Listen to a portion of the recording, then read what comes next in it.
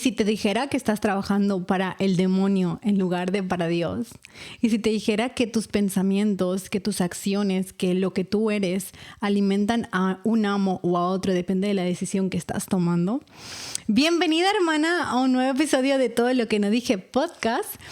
Y esta semana va a haber 2 podcasts seguidos, sí, porque la semana pasada no publiqué, el compromiso es el compromiso. Y bueno, esta semana pues estoy demasiado enchufada como para no mostrarles lo que estoy leyendo. No, divagué muchísimo entre publicar este podcast cuando terminase el libro y así tenía todo integrado o no. Y dije, no, yo tengo la energía por las nubes, yo necesito compartirles todo lo que estoy aprendiendo. Y se viene un podcast súper poderoso, pero es un poco, lo voy a crear a medida que vamos a ir leyendo juntas libros, sacando reflexiones, y siento que este podcast es tan válido tanto para mujeres como para hombres porque me pareció demasiado espectacular. Siento que un poco la antítesis de este libro, es decir, no la antítesis pero la contraparte, porque es una entrevista al diablo literal. La contraparte es la entrevista a Dios, ¿no? Que es Conversaciones con Dios 1. ¿Qué es Dios? ¿A qué vino Dios? ¿Por qué la gente se confunde? Y son como preguntas que tú te sueles hacer sobre Dios y que no hay respuestas. Pues Neil Donald Walsch, que es el autor del libro, te da respuestas a estas preguntas. Y este libro llegó a mí porque se lo vi en la librería a un amigo y dije, oh, wow, yo quiero este libro, voy a comprarlo. Y me dijo, no, es que este libro no se consigue. Y yo, ¿cómo que no se consigue? Y no, literalmente de segunda mano está como por 130 euros. Y dije, préstamelo. Y como tengo amigos tan chéveres, dijo, bueno, pues divino, te lo presto. Así que, hermana, una de las cosas por las que empieza Napoleón Hill nombrando o explicando este libro es que empieza como a explicar que en una parte de su vida estuvieron a punto de matarlo y eso lo hizo aislarse del mundo, lo hizo ir a una casa a las afueras y que en esta casa a las afueras entró en un estado de apatía, un estado como un poco depresivo y que había oído hablar de su otro yo, de que todos tenemos un otro yo. Tienes el otro yo que alimenta a un amo, tienes tu otro yo, la contraparte, que alimenta a otro amo. Entonces te explica cómo tuvo su despertar a raíz de esa situación en la que despertó su otro yo. Y su otro yo lo fue guiando para tener el éxito que tuvo, ¿no? Napoleón Hill. Y a partir de ahí empieza como en un despertar en el que está entrevistando al demonio. Y wow, a raíz de que iba leyendo dije como, bueno, vamos a ver. Y bueno, el demonio se hace llamar Su Majestad y explica que él tiene el control del 98% de la población, que es muchísimo. Y claro, Napoleón Hill le pregunta, ¿y quién tiene el otro 2%, ¿no? ¿Cuál es tu contraparte? Y él le dice, mi oposición a la que ustedes llaman Dios.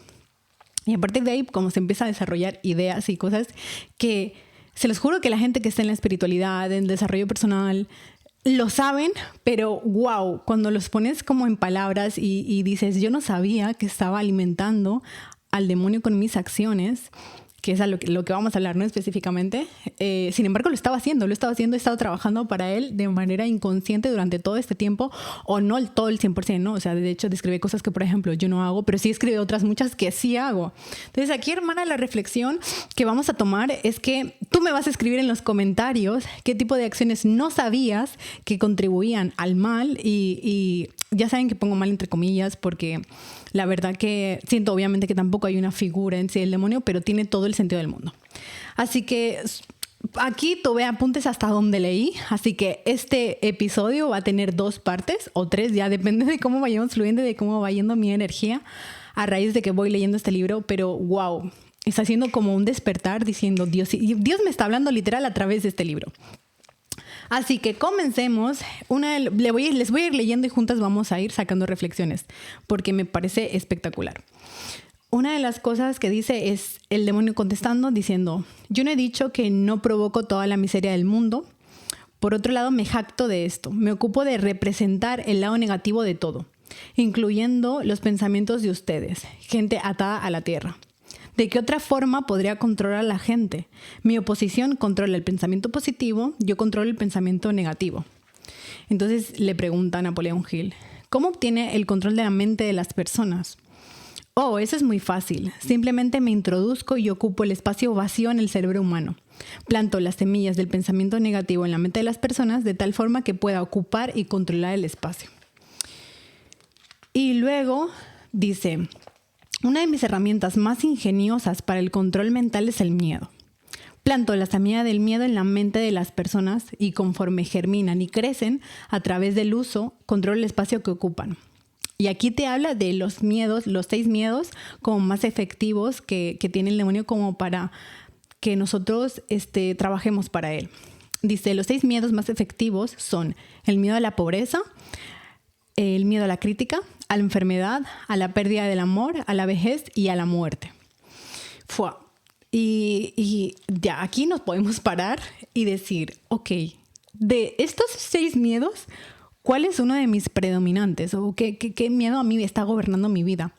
Luego te habla, ¿no? Más profundamente, pero te tienes que leer el libro para eso. De hecho, hay mucha gente que lo tiene en PDF, así que pídelo por ahí, lo deben de tener. Pero de verdad, si yo pudiese fotocopiar este libro, se lo daría a todo el mundo diciéndole, léete y deja de trabajar para el demonio. Pero bueno, vamos a hablar del miedo a la pobreza. O sea, hermanas, ¿cuánta gente, o tu propia historia, ¿no? ¿Cuántos de ustedes están aferrados a un trabajo que detestan, que no les gustan, que no les llena, que solamente lo hacen por sobrevivir, por ese miedo a la pobreza, por ese miedo de no voy a llegar a final de mes, no voy a estar proveída por Dios, porque uno, o no creo en Él, o dos, soy yo la que tengo que hacerme cargo de mí misma porque si no nadie se va a dar cargo, que eso es una creencia. O sea, ya saben que yo tengo el podcast que se hizo viral de siendo la mantenida por Dios y literalmente Dios me está manteniendo todo el tiempo. Pero es como, ¿cuánto tiempo llevas estancada en esa falsa seguridad que te da tu trabajo, que te da tu emprendimiento? Incluso gente, ¿no? Conozco emprendedores que están emprendiendo desde algo que no les gusta porque no creen en sí mismos capaces de vivir de algo que sí les gusta. Por ejemplo, ¿cuántos artistas frustrados hay allá afuera componiendo canciones que quizás no les gusta? Sin embargo, les encantaría dedicarse al arte y no se dedican al arte porque piensan que el arte no les va a dar el mismo dinero que les da la música.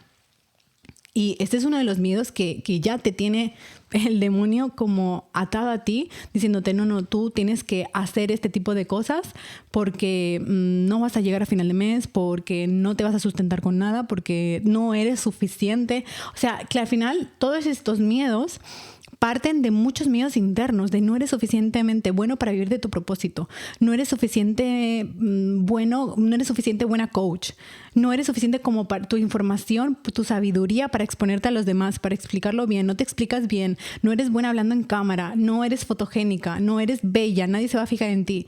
Todos esos miedos son miedos subyacentes a este miedo principal, que es el miedo a la pobreza. Luego está obviamente el miedo a la crítica. ¿Cuánto nos paraliza el miedo a la crítica a la hora de llevar a cabo nuestros sueños?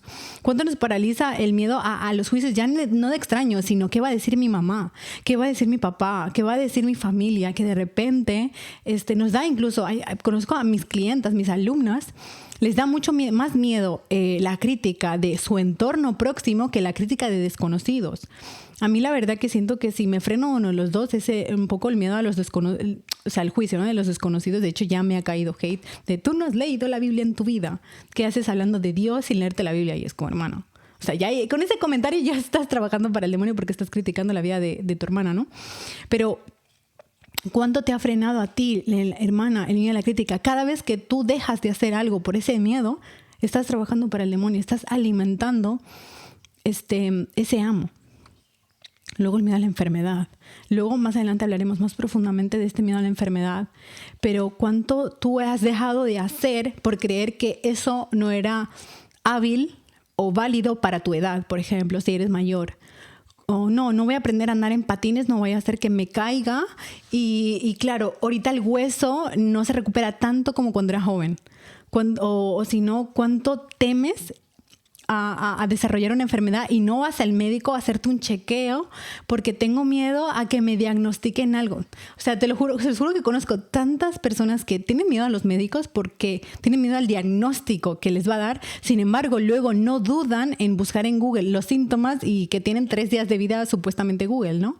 Y es como, hermana, o sea, lo siento, desde el amor absoluto, de verdad, desde hermana, con amor va este comentario, pero deja de ser tan ignorante y aprende a hacerte cargo de tus miedos. O sea, es normal que tengas miedo. No digo que de repente dejes de tenerlo, sino que dejes de actuar en base a ellos. O sea, el miedo está para sentirlo y que sea transitado, pero no para que actúes desde ese miedo. Luego te habla del miedo a la pérdida del amor. O sea, es uno de mis nichos. Ustedes, mujeres inseguras, que saben que mi nicho es una mujer insegura, una mujer que no se siente preparada para salir a esa luz del mundo, que está peleada con su masculino. ¿Cuántos de ustedes tienen miedo al amor? O sea, siento que el 90 y mucho % de las mujeres estamos cerrados al amor porque nos sentimos indignas, no nos sentimos suficientemente buenas. Incluso la mujer más empoderada es esa mujer que cree que es mejor que el resto y que ningún hombre va a estar a su altura, pero ahí tan solamente refleja su propia insuficiencia. Tengo que ser perfecta para el mundo, pero luego no hay ningún hombre que me sea suficiente para mí. Pero claro, eso proyecta su propia invalidez como mujer, buscando esa perfección que es imposible, ¿no?, de conseguir. Y ese miedo a la pérdida del amor, a que no nos amen, o a que si mi pareja se apunta a un curso y si crece, tengo miedo a que me deje porque claro, él va a ese curso, va a conocer a nuevas mujeres, se va a desarrollar y yo ¿dónde quedo? O sea, mi reina, si es tu caso, apúntate ese curso con tu pareja, hagan juntos ese crecimiento. O sea, quizás tu pareja necesite ese curso para despertar, pero es que si es una pareja realmente comprometida, juntos van a crecer aunque tú no estés en el curso, porque él te va a enseñar, te va a mostrar, te va a traer libros a casa, o tú vas a desarrollar un amor incondicional de mi amor, te acompaño en tu proceso de crecimiento mientras vamos aprendiendo juntos a estar. Luego viene el miedo a la vejez. O sea, ahorita que siento que, de verdad, yo que vengo de un país latino, siento que en España yo no había visto tanta cantidad de operaciones estéticas como las hay ahorita, que no estoy para nada en contra, ojo, cada uno que haga con su vida lo que quiera, sino como que siento que tememos a envejecernos, tememos a ser imperfectas, tememos a que se nos vean las facciones de la cara, por eso me pongo Botox, porque quiero mantenerme. Y es como ese rechazo hacia ese proceso de la vida que es el envejecimiento, aunque es verdad, tengo que decirles aquí que mi novio, Ale, me dice que el envejecimiento es una creencia, de que él ha visto documentales de personas con 90 años sin arrugas y tal, y bueno, me está metiendo paso a paso esa creencia, pero es ese miedo, ¿no? A esa falta de aceptación por quién estás siendo y por tus arrugas y porque los pechos se caen, por la flacidez, por este tipo de cosas. Y empezamos a hacer deportes, empezamos a inducirnos vitaminas, empezamos a hacer muchas cosas, no por respeto a nuestro cuerpo, que si lo haces desde ese estado genial, maravilloso, pero sí, pero lo hacemos desde el miedo, ¿no? Desde el no quiero envejecer, no quiero la flacidez, rechazo las arrugas, rechazo mi cuerpo, por eso lo modifico. O sea, aquí yo te diría, hermana, que te hagas un pensamiento es desde dónde estoy haciendo lo que estoy haciendo. Y el otro día una chica en TikTok que ella era plana de pecho, se había puesto pecho, estuvo como 5 años con el pecho, luego se lo quitó, y no le gustó cómo le quedó y había empezado un proceso como de aceptación. Vamos, que había pasado por quirófano como 3 veces para luego quedarse como estaba y había empezado como un proceso de aceptación hacia sí misma y era como, wow, esta chica se dejó, ella echaba la culpa como a los comentarios, ¿no? Pero al final eres tú misma la que permitió que esos comentarios te afecten por no construir una base sólida, un cimientos para el ser se llama en el módulo 1 que tengo de la membresía mensual, por unos cimientos erróneos, ¿no? Que es esa inseguridad, esa insuficiencia que te lo van a proyectar tus haters. Y vas a echar la culpa a los comentarios porque siempre tenemos a proyectar la culpa afuera. Pero no, o sea, si a mí me viene, por ejemplo, una chica me dijo, tienes la mandíbula torcida, tus dientes, tienes dientes postizos y es como, hermana, no me va a afectar una porque mis dientes no son postizos, son míos. Y 2, yo sé que tengo que hablo así un poquito de lado si no te habías dado cuenta. Pero me es indiferente porque me acepto. Ahora, hoy por hoy me he engordado porque estoy en una etapa de mi vida en la que hay más. Justo hablaba con una amiga, una nueva amiga que acabo de hacer y decía, wow, o sea, ahora mismo tengo una relación irregular con la comida, pero nunca he tenido una muy mala relación. Nunca he tenido ningún trastorno, gracias a Dios. Entonces me dijo, tía, es que tú es imposible que lo desarrolles porque tienes un amor propio y una seguridad que no te va a afectar por mucho que te engordes o no. No, o sea, yo es verdad que hoy por hoy pues acepto mi cuerpo como es y desde ese estado de aceptación elijo cambiarlo. Pero bueno, vamos a seguir con el libro. Entonces poco a poco pues, van hablando de estos miedos más profundamente y llega un punto que dice, mi principal arma sobre los seres humanos consiste de 2 principios secretos mediante los cuales gano el control de sus mentes. Hablaré primero del principio del hábito, a través del cual entro silenciosamente en la mente de las personas. Al trabajar a través de este principio, implanto el hábito de vagar. O sea, aquí te está hablando del hábito de vagar, la divagación. Cuando una persona comienza a vagar sobre cualquier tema, se dirige justo hacia las puertas de lo que ustedes, atados a la tierra, llaman el infierno. Es decir, vagar, él lo utiliza como... es un sinónimo de dudar, de estar como, sí, no, hago esto, de estar en esa incertidumbre constante, no dando el paso. Dice, puedo definir mejor la palabra vagar diciendo que las personas que piensan por sí mismas nunca divagan, mientras que aquellas que piensan poco o nada por sí mismas son indecisas. Un vagabundo es aquel que permite ser influenciado y controlado por circunstancias externas. Preferiría dejarme ocupar su mente y pensar por él en lugar de tomarse las molestias de pensar por sí mismos. Un vagabundo es aquel que acepta cualquier cosa que la vida le arroje sin protestar ni combatir. No sabe lo que quiere de la vida y pasa su tiempo obteniendo solo eso. Aquí les voy a poner un ejemplo. Por ejemplo, yo ahorita tuve el accidente de moto y me mandaron una serie de medicamentos que yo me tengo que tomar. Y yo le dije al médico, mire, doctor, yo sé que yo me tengo que mejorar, pero yo aquí no le vine a decir no puedo dormir, no me estoy quejando, pero yo no voy a tomar estos medicamentos porque llevo 10 años de mi vida sin tomar medicamentos y yo sé que el cuerpo es suficientemente inteligente como para renovarse él solo. Son mis valores, yo no digo que tú los compres, yo no digo que sean los correctos, pero para mí son los míos y los respeto. Entonces el doctor me dijo, lo entiendo, tal, no sé qué. Bueno, llegamos como a un acuerdo. Pero es como este tipo de cosas de que porque te impongan algo, incluso un referente, que yo respeto un montón a los médicos, si a tu mamá, por ejemplo, por el hecho de que te esté imponiendo algo no significa que sea la verdad, que sea lo correcto. O sea, permítete debatir, permítete pensar, tener un pensamiento crítico. Esto que me está diciendo, aunque sea el mayor referente, que sea un profesor del colegio, aunque sea el presidente del país, es algo que elijo para mí, ¿tiene sentido para mí o no tiene sentido para mí? Para mí, tomar unas medicinas, por mucho que haya tenido un accidente, no tiene ningún sentido para mí, porque confío plenamente en mi cuerpo. Sin embargo, me curé de un esguince prácticamente en 3 semanas y algo, 3 semanas, un poquito más, un mes, de un esguince sin nada, porque yo sé que mi cuerpo es sabio. Entonces a este tipo se refiere el demonio, ¿no? Como esas personas que dudan y que no tienen pensamientos críticos. Aquí hay una frase subrayada que dice, la mente no es más que la suma total de nuestros hábitos. Y luego te dice, los hábitos se relacionan. Vaga en una dirección y pronto estarás vagando en todas direcciones. ¿Eso qué significa? Wow, eso cuando lo leí dije, brutal. Que eso significa que si dudas de algo vas a dudar de todo.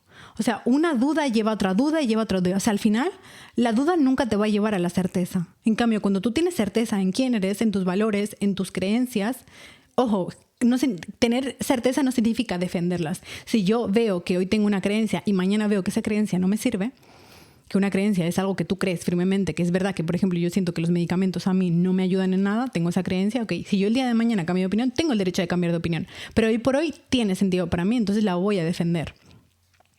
Entonces, tengo certeza en mí, entonces significa que voy a tener certeza en en las decisiones de mi vida. Obviamente, algún momento sí voy a dudar, pero no voy a permitir que la duda ocupe mucho espacio en mí, porque entonces divaga en una cosa y vas a divagar en todas. Vaga en una dirección y pronto estarás vagando en todas direcciones. Es como, hermana, si tú estás dudando de algo, no permitas meterte en este bucle, en esa realidad de la duda, porque entonces vas a empezar a dudar. O sea, si dudas de ti, como mujer, por ejemplo, no valgo, soy insuficiente, ya entras en ese paradigma de la duda. Entonces la vas a proyectar en tu pareja. Es que claro, como no soy suficiente, mi pareja a lo mejor me deja por la primera que se le cruce por delante. Es que no soy suficiente, me siento insegura, con quién andas, con quién estás. Ya entras en esa duda y en ese bloque de toxicidad solamente porque creaste una semilla, se plantó de duda en ti y ya esa semilla se reprodujo a todas las áreas de tu vida. Te pregunto, ¿dónde estás dudando de ti? ¿En qué áreas, mi reina? Deja de trabajar para el demonio que está usando la duda a su favor.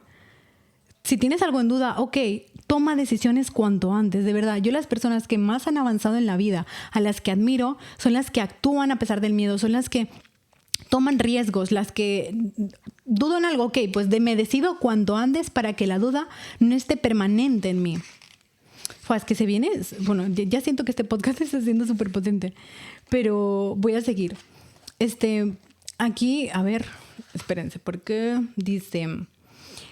uno de mis trucos favoritos es coordinar los esfuerzos de padres y tutores religiosos para que trabajen juntos en ayudarme a destruir el poder de los niños de pensar por sí mismos. Utilizo a muchos tutores religiosos para socavar el valor y el poder de pensamiento independiente de los niños, enseñándoles a temerme. Pero utilizo a los padres para que ayuden a los tutores religiosos en esta principal labor. O sea, ¿esto qué significa? Que si mi mamá, por ejemplo, se crió en el miedo, ¿qué va a hacer? Consecuentemente, a mí desde chiquitita me va a criar a que yo, por ejemplo, le tema a Dios. A que yo, por ejemplo, tema a morirme. A que yo, por ejemplo, tema a enfermarme. Porque si ella creció con esos miedos, porque se lo enseñaron sus papás, a mí también me va a influenciar en ese sentido. Entonces, él ya está trabajando para el mal, por decirlo así, sin darse cuenta. Lo mismo pasa con profesores, con tutores, con médicos. Nadie se escapa aquí, incluso yo misma muchas veces he estado trabajando para él porque no te das cuenta. Pero esto, siempre saben que yo hablo de las cualidades del ego y las cualidades del ser. Y digamos que todo lo que tenga que ver con el mal tiene esas cualidades del ser, ¿no? La duda, el no pensar por ti misma, el no tener ese pensamiento crítico de, pero esto me sirve o no me sirve, ¿tendrá razón o no tendrá razón? Siento que uno de los valores que les quiero inculcar a mis hijos será el hecho de que tengan un pensamiento crítico incluso de mí, de que no todo lo que mamá diga es la realidad. O sea, siento que es súper poderoso. Entonces aquí sigue hablando y sigue diciendo... Los maestros de escuela me ayudan a obtener el control de las mentes de los niños. Esto lo publiqué en historias de Instagram, que mucha gente me reaccionó y fue como, oh, wow. No con lo que enseñan, sino con lo que no les enseñan. Todo el sistema escolar público está tan controlado que ayuda a mi causa, enseñándoles casi todo excepto cómo utilizar su propia mente y pensar de manera independiente. Vivo con el temor de que algún día alguna persona valiente modifique el actual sistema de enseñanza escolar y le aseste un golpe mortal a mi causa, permitiendo que los estudiantes se conviertan en los instructores, utilizando a aquellos que ahora sirven como maestros, solo como guías que ayudan a los niños a establecer formas y medios de desarrollar sus propias mentes desde el interior. Cuando ese tiempo llegue, los maestros de escuela ya no pertenecerán a mi equipo. O sea, este ente, ¿no? Esta energía tiene a muchas personas trabajando para él sin que ellos se den cuenta.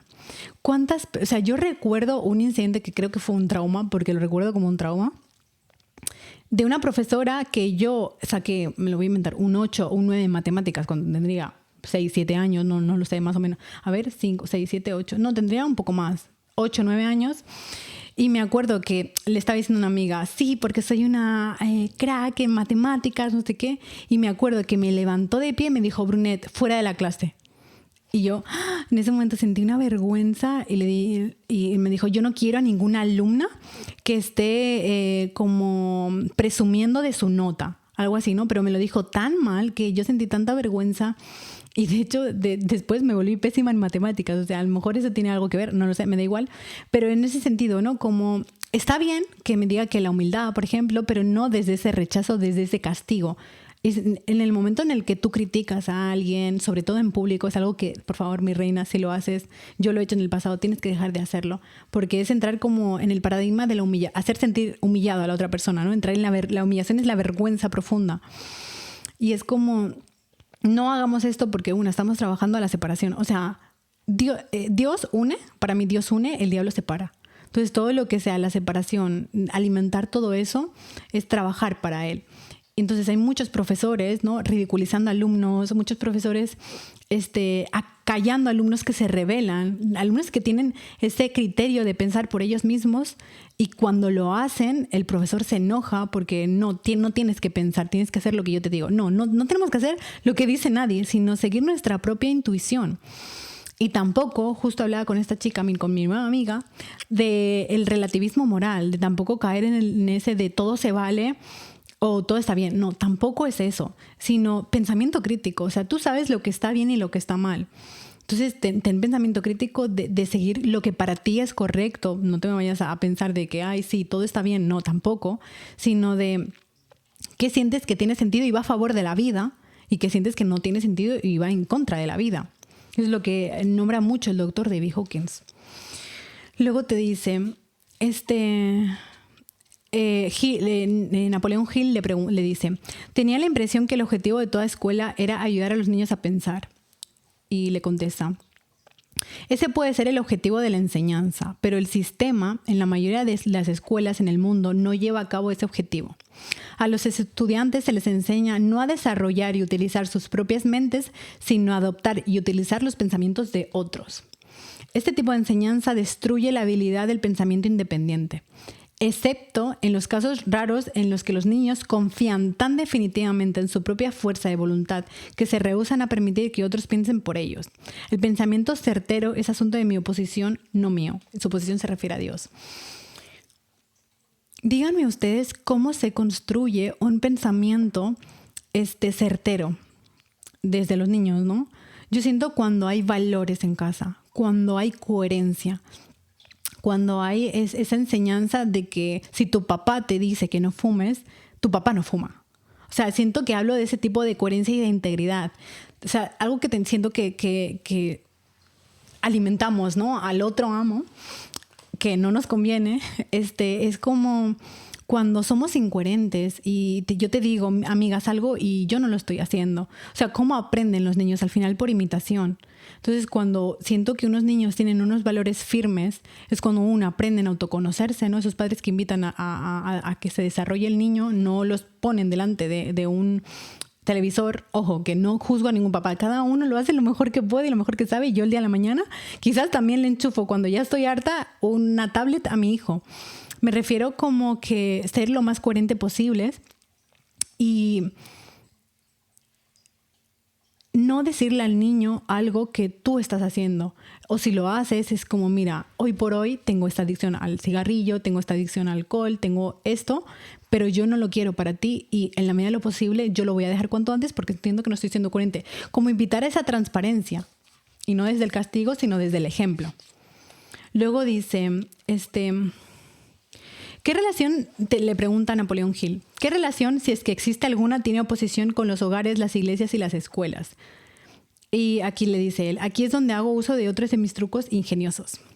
Provoco que parezca que todo lo que hacen los padres, los maestros y los tutores religiosos está siendo hecho por mi oposición, o sea, por Dios.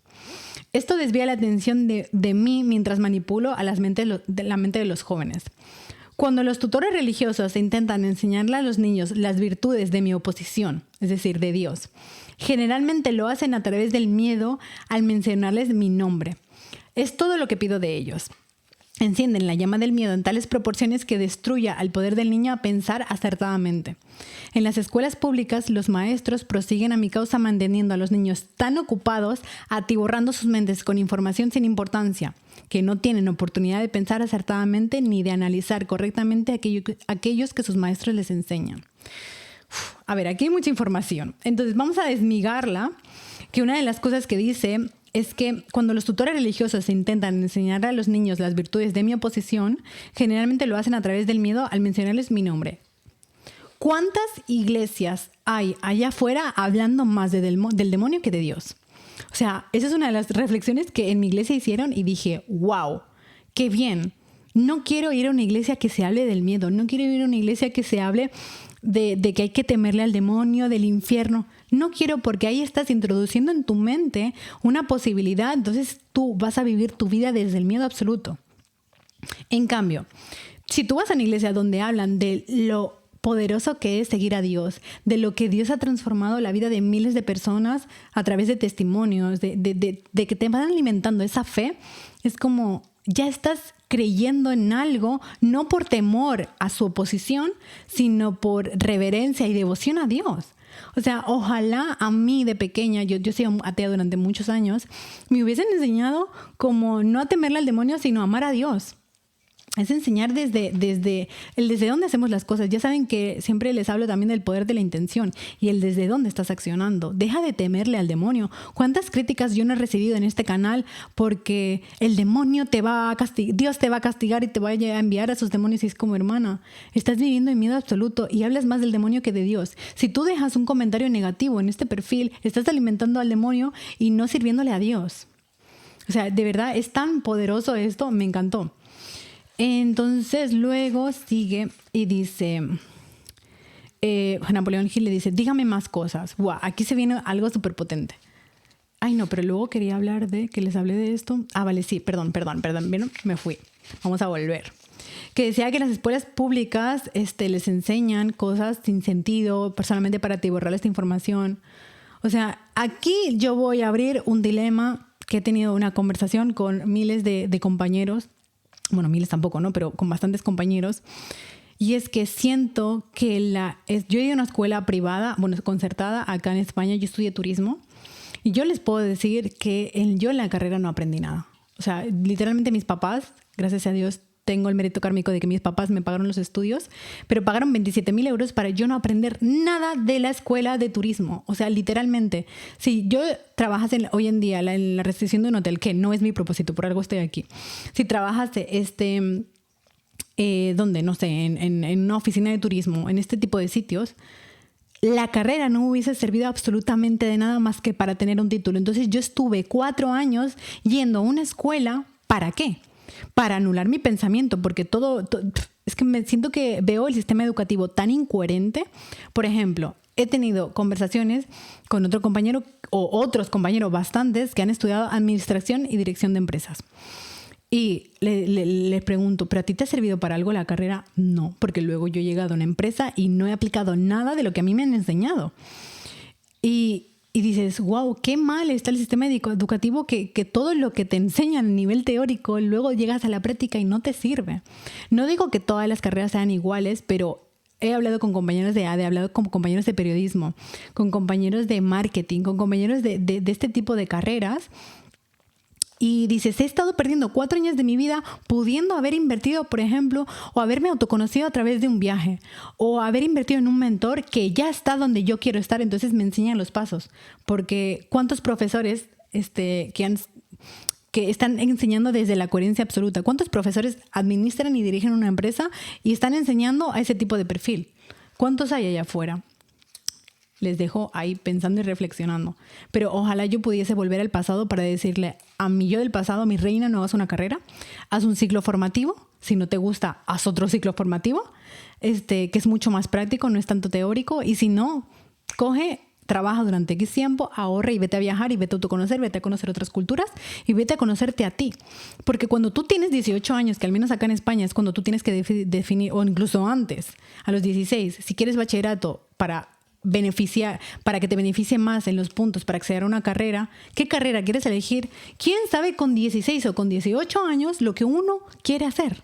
Entonces ya estamos como automatizados a no pensar porque tienes que elegir, tienes que decidir cuando ni siquiera te autoconoces, cuando ni siquiera has ido hacia adentro de ti, que siento que es lo más importante. Entonces algo que yo le diría es como, no estudies una carrera y autoconócete. Y hoy por hoy lo sigo haciendo porque la brunette que soy yo y no es la misma que descubrió el coaching con 19 años. Es decir, hace casi 10 años. Hace 9 años yo descubrí que quería ser coach. Lo sigo eligiendo, pero esa que empecé a emprender no es la misma de hoy. Entonces hoy tengo otros gustos, tengo otro método, otra manera de hacer las cosas.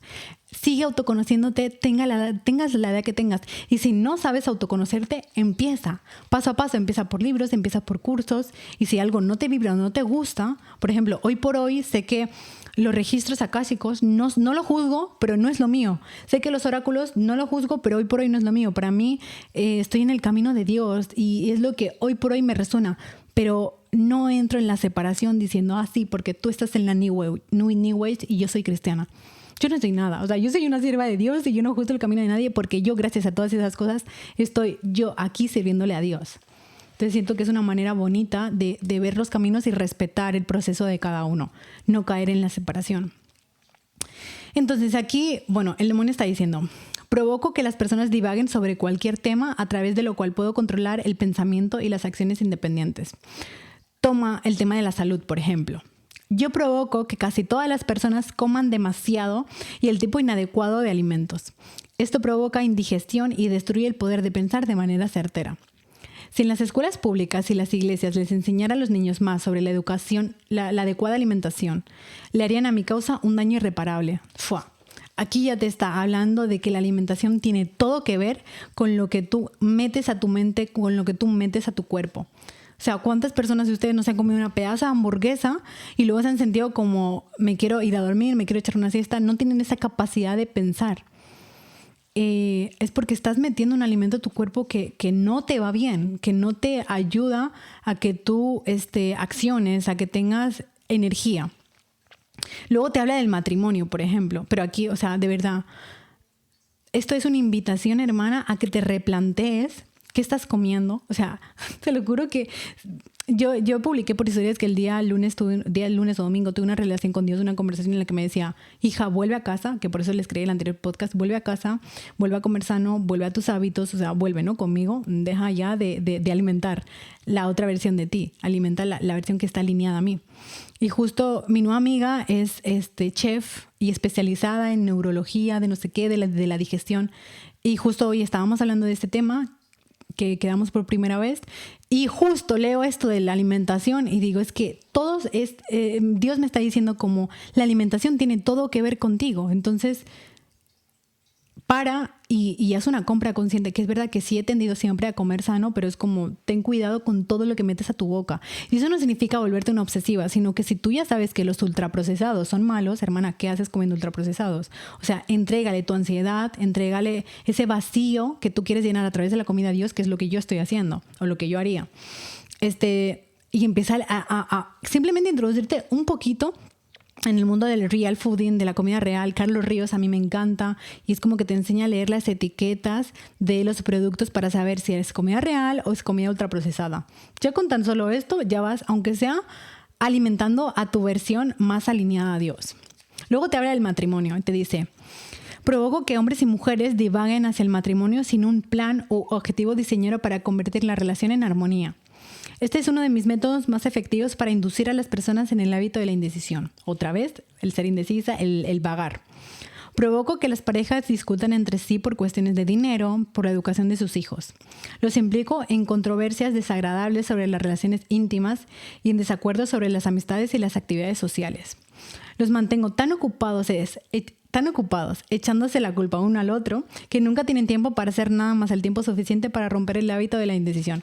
O sea, que cuántas parejas conocemos allá afuera que se están echando, sí, porque él tiene la culpa, porque me fui infiel, sí, porque mi mujer tiene la culpa, porque me abandonó, porque nunca se encargó de la casa, y es como, ¿cuántos matrimonios conocemos que no tienen una base sólida o conversaciones sólidas sobre, o sea, antes del matrimonio, sobre lo que quieren para ellos, qué valores tienen uno el otro, quieren tener hijos, sí, no, cómo los van a criar, cómo piensan, todo ese tipo de conversaciones que son necesarias, siento que antes de formar una relación. Y una vez tengamos una unión, ok, ¿qué va a pasar cuando discutamos? ¿Vamos a servir para el bien de la relación o para nuestros egos? ¿Quieres tener la razón? ¿Te gusta tener razón? Ese tipo de conversaciones que obviamente es cierto que muchas personas te pueden engañar, o sea, tu pareja, ¿no? Te puede decir, sí, yo voy a perder mi ego por ti porque tú lo eres todo, y luego a la hora de la verdad. Pero es que siento que durante el noviazgo, tú estás conociendo, tú estás viendo si una persona es coherente y consecuente con lo que dice o no. Y ahí ya Dios te va guiando si es la persona para ti o no es la persona para ti. ¿Cumple con lo que dice, con lo que dijo que iba a hacer o no? ¿Lleva a cabo lo que te prometió que iba a cumplir o no? ¿Lo que dice lo hace, sí o no? Y eso también habla de tu propia coherencia. Si tu pareja es incoherente, habla de tu propia incoherencia, porque si no, no hubieses atraído a una persona coherente. Y no es que tengas que cambiar de pareja, tú tienes que empezar a ser coherente contigo para proyectarlo también en la relación, y que desde tu coherencia, tu marido también se vuelva coherente. O sea, al final no se trata de juzgar porque está siendo incoherente. No. Es como, vale, mi hombre está siendo incoherente. Ok, ¿en qué yo no estoy siendo incoherente que estoy reflejando esta incoherencia? Es como, vale, me cambio a mí. Y consecuentemente voy viendo de mi amor, ¿qué te parece si hacemos este tipo de hábitos, de cosas en conjunto para establecer cimientos sólidos? Luego te habla de la ocupación, es decir, el trabajo. Les enseña a convertirse en indecisos, haciendo que abandonen la escuela por el primer trabajo que encuentran sin una meta o propósito definido, excepto para ganar lo suficiente para sobrevivir. A través de este truco mantengo a millones de personas con el miedo a la pobreza durante toda su vida. A través de este miedo los conduzco lenta pero certeramente hasta el punto en que ningún individuo ha podido romper el hábito de la indecisión.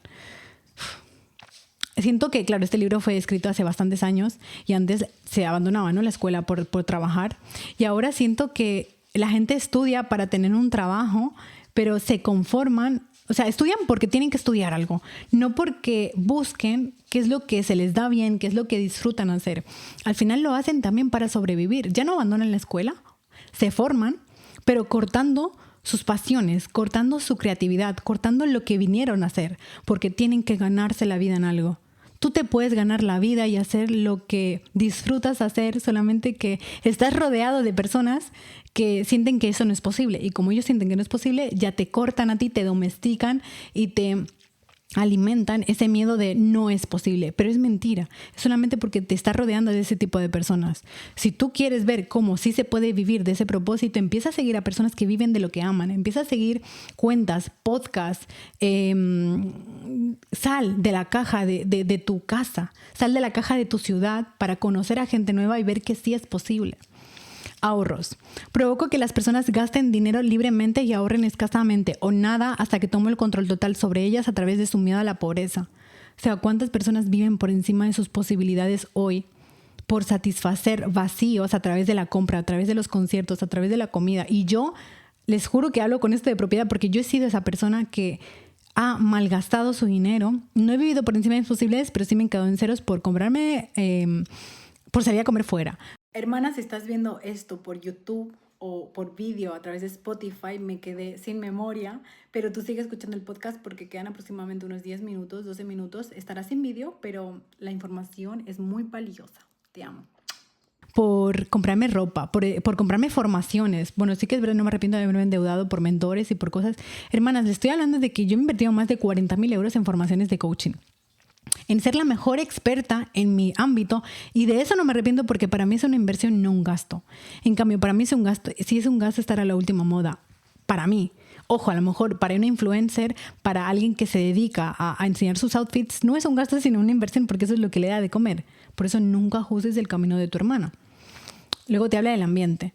Provoco que las personas entren en un ambiente inarmónico y desagradable en el hogar, en sus lugares de trabajo, en la relación con sus parientes y conocidos, y que permanezcan ahí hasta que lo reclamo a través del hábito de la indecisión. Yo, gracias a Dios, hermanas, tuve la valentía, que esa me la dio mi novio, para dejar mi trabajo, mi último trabajo. Y no porque fuese un mal trabajo, yo no hablaré de ese trabajo de manera negativa, pero el ambiente, que justo está hablando aquí del ambiente, era escaso, era de la queja. Ahí, vamos, era sirviendo todo el rato como al mal, pero en el sentido de que estaban todo el rato con el victimismo, echando culpa y responsabilidad fuera, de que ellas no tenían ninguna responsabilidad. Entonces es como, no quiero estar en esos ambientes donde se quejen, sino yo soy responsable de mi vida, yo soy responsable de lo que gano, soy responsable de mis hábitos, de mis pensamientos, de lo que yo decido alimentar en mí. Entonces, no, si hay un ambiente desagradable, cojo y me voy de ahí, fin. Y luego te habla de los pensamientos dominantes. Provoco que las personas adopten el hábito de tener pensamientos negativos. Esto lleva a acciones negativas e implica a las personas en controversias y llena su mente de miedos, preparando el camino para que yo entre y controle su mente. Al entrar, lo hago atrayendo a las personas a través de pensamientos negativos que ellas toman como propios. Planto en su mente las semillas del pensamiento negativo a través del púlpito, a través de los periódicos, a través de las películas, de la radio y de otros métodos populares que les son agradables a la mente.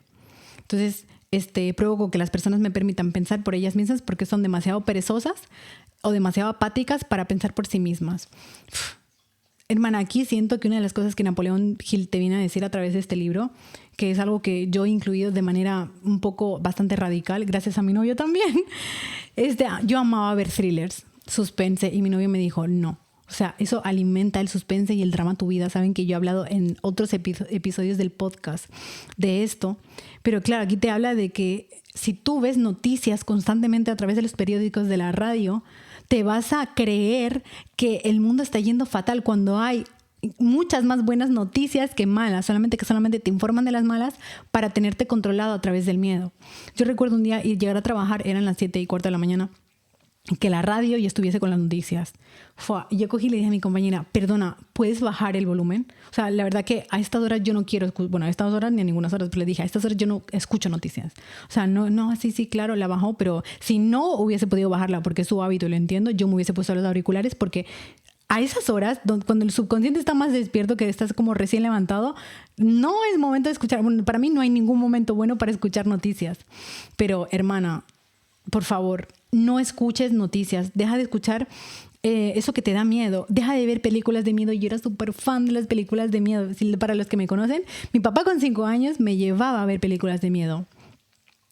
Entonces, eso te habla de la radio. Entonces, básicamente todo lo que te llena de miedo, películas, canciones de hombres que no toman en serio a las mujeres. ¿Para qué tú quieres escuchar eso si tú quieres atraer un buen hombre? Deja de decir, sí, porque yo soy muy fácil a través de una canción, si tú no quieres ser esa mujer fácil que se entrega a cualquier hombre. No digo que eso esté mal, digo que si tú no quieres ser ese tipo de mujer, deja de cantarlo, deja de proclamar. Si tú quieres atraer un amor bonito, un amor duradero, deja de cantar canciones de despecho. Incluso porque, bueno, es que todo lo que se hace con sentimiento y emoción es lo que tú vas a materializar en tu vida. Deja de alimentar esas partes de ti. Entonces, ya estamos terminando, hermanas, el podcast. Siento que se está alargando un montón, pero bueno, es súper importante que te hable de esto. Y aquí ya lo último que te va diciendo, a lo último de esta primera parte, son como... Aquí es como el test, ¿no? Y el test es como que te va diciendo cosas que hacen las personas. Le dice, voy a leer, literal. Le dice Napoleón Hill, continúe y describa a un tipo indeciso. Haga su descripción punto por punto de tal forma que pueda reconocer a un indeciso al verlo. Entonces te dice, lo primero que percibirás en un indeciso es su total ausencia de objetivos en la vida. ¡Fua! En el desarrollo personal, en la espiritualidad, te dice que tengas objetivos en tu vida. ¿Qué quieres para tu vida? Y la falta de ausencia de ellos porque vas en automatización de la vida significa que estás trabajando para él. Te dice, será perceptible por su falta de confianza en sí mismo. Es decir, si eres insegura de ti misma, estás trabajando para él. Tu falta de confianza. Nunca hará algo que requiera pensar y esforzarse. Gasta todo lo que gana y más. Y si puede, obtiene un crédito. Se enfermará o se quejará de algún mal real o imaginario, invocando al cielo si sufre el menor dolor físico. Es como, ¿por qué a mí? Entrar como en ese victimismo, ¿no? Que no significa que si te enfermas estás trabajando para él. No, pero la enfermedad es permitir a la debilidad entrar en ti. Y no importa, transita esa parte de ti. Yo misma provoqué un accidente, o sea, tuve un accidente, no lo provoqué, pero inconscientemente lo provoqué. Entonces, bueno, transítalo, pero no te quejes, no estés en ese victimismo.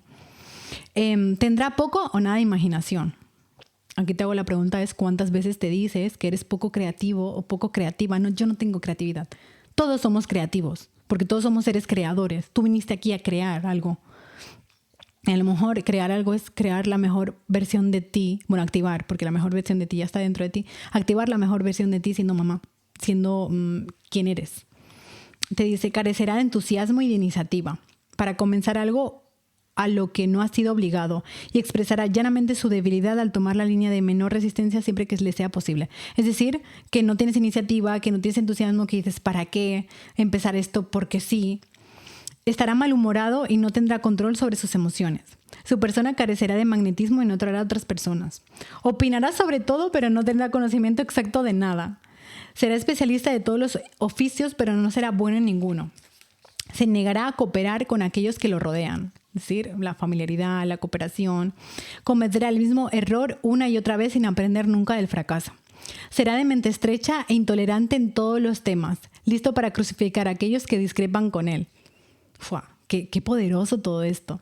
Esperará todo de los demás, pero estará dispuesta a dar poco o nada a cambio. Iniciará muchas cosas, pero no concluirá nada. Condenará en voz alta su gobierno, ¿cuántas personas hay de estas? Pero nunca te dirá en definitiva cómo puede mejorar. Nunca tomará decisiones sobre algo si puede evitarlo, y si es obligado a decidir, se retractará en la primera oportunidad. Comerá demasiado y se ejercitará muy poco. Beberá licor si alguien más lo paga. Apostará si puede hacerlo a plazos. Criticará a aquellos que están logrando triunfar en su profesión. En resumen, el indeciso se esforzará más por no pensar en lo que otros se esfuerzan por ganarse la vida. Mentirá en vez de admitir su ignorancia en cualquier tema. Y a mí esto que dijo, ¡buah! Totalmente. Si trabaja para otros, los criticará a sus espaldas y los adulará en su cara. wow, literalmente he conocido compañeros de trabajo que se quejan del sueldo, se quejan del jefe que tienen, lo critican a las espaldas y luego llega y los ves adulándolo, los ves como... En España te han dicho que se dice lamiéndoles el culo y es como, wow, cuánta incoherencia no hay. Y luego, por último, te dice cómo es la persona que sí trabaja para Dios. Entonces aquí te dije, wow, aquí está describiendo a uno de mis referentes, que por ejemplo es Javi Rodríguez, si lo conocen bien, si no, les recomiendo que lo sigan y dices, oh wow, o Tony Robbins, o sea, me encanta. Dice, la primera señal de un no indeciso es esta: siempre está ocupado en hacer algo determinado a través de un plan bien trazado y que es definitivo. Tiene un objetivo mayor en la vida por el que siempre está trabajando y muchos objetivos menores, los cuales lo llevan hacia su proyecto central. Es decir, tiene objetivos en la vida y luego tiene subjetivos que lo llevan a su objetivo central. Por ejemplo, mi visión de vida es unir al hombre a la mujer y construir, alimentar la confianza, la seguridad, la belleza interna de las mujeres para que sanen su femenino y se alineen a Dios. Entonces, ¿qué pasa? Todo lo que yo haga de mi visión que es hacer sesiones de coaching, vender mi 1-a-1, vender mi membresía, subir vídeos a mi canal de YouTube, subir reels, todo lo que sea dar y aportar ese servicio, ¿no? Para un bien mayor, pero todo lo que yo haga, es decir, hacer deporte, comer saludable, ser coherente, leer libros, formarme, viajar, todo esto alimenta mi visión principal y todo lo que no alimenta mi visión principal, fuera. ¿Tiene sentido para mi visión? Sí, lo hago. ¿No tiene sentido? No lo hago. Y así entras en ese buen discernimiento. Entonces aquí te dice, el tono de su voz, la agilidad de sus pasos, la chispa en su mirada, la rapidez de sus decisiones, claramente lo señalan como una persona que sabe exactamente lo que quiere y que está decidida a obtenerlo sin importar cuánto tiempo le lleve o qué precio debe pagar. Si le haces preguntas, te da respuestas directas y nunca cae en evasivas. Hace favores a los demás, pero acepta favores a cuentagotas o ninguno. Yo en esto no estaría de acuerdo, ¿ves? Aquí diría, hace favores a los demás y también los acepta, porque quien da también sabe recibir. No es como, yo doy, pero no hace falta porque eso es la falsa modestia. Y ahí también entra el ego. ¿Vieron? O sea, aquí no estoy a favor con Napoleón Hill. Me perdí. Vale, siempre se encontrará al frente si está en un juego o luchando en una batalla. Es decir, lidera. Si no conoce las respuestas, lo dirá con franqueza. No sé, yo no sé de esto. Y sí, esto me lo enseñó Sergio Cánovas, un mentor que tuve, que es como si tú no sabes la respuesta de algo, tú di, no sé, no pasa nada con no saber. Tiene buena memoria y nunca ofrece excusas por sus deficiencias. Nunca culpa a otros de sus errores, es decir, se hace responsable, sin importar que merezcan la imputación. Solía ser conocido como una persona con iniciativa. Es una inspiración para todos aquellos que entran en contacto con su mente. La característica más distintiva del no indeciso es esta: posee una mente propia y la utiliza todo para su propósito. Me encantó. Y aquí ya empiezan en un debate que con esto termina el podcast, que es: Napoleón Hill le pregunta, ¿qué breve mensaje le enviaría al típico indeciso si deseara usted curarlo de este malvado hábito? Y le dice, lo exhortaría a despertar y dar. Él dice, ¿dar qué? Dice, alguna forma de servicio útil al mayor número de personas posible. Entonces le dice, así que supone que el no indeciso debe dar, ¿no es así? Sí. Si es que espera recibir, debe dar antes que recibir. Y aquí ya termino porque es donde me quedé literalmente del libro.